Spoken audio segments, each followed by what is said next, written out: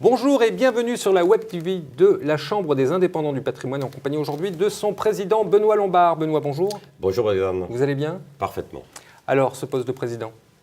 Eh bien, l'issue du dernier conseil d'administration, ma candidature a émergé. Je rappelle qu'on a eu un conseil suite à la disparition de Thierry au mois de février et le délai était court pour pouvoir s'organiser et pouvoir définir comment nous allions pouvoir travailler sans Thierry.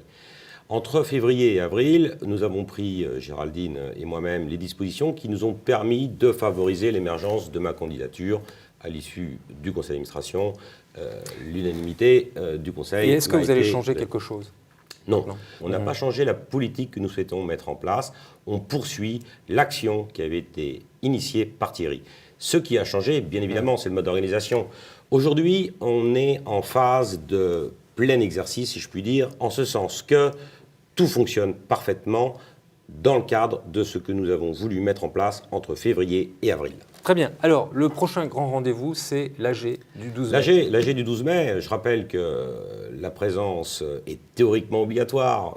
Je ne voudrais pas dire qu'elle est obligatoire auprès de nos membres, auprès de nos adhérents, pour leur dire de venir nécessairement, mais bien évidemment, voir les partenaires, 80 partenaires tout de même, qui seront présents, 80 partenaires aussi, qui nous font confiance. Et puis, l'Assemblée Générale, c'est le moyen, la méthode, l'outil qui va nous permettre de présenter notre rapport et nos bilans moraux, notre bilan financier, et puis aussi faire voter une modification des statuts, une modification légère qui rentre dans le cadre de ce que nous avions défini dans le programme, notamment pas plus de 2 mandats pour le président. C'est mon premier, je ne sais pas s'il y aura un deuxième, mais en tout cas, on n'ira pas au-delà. Très bien.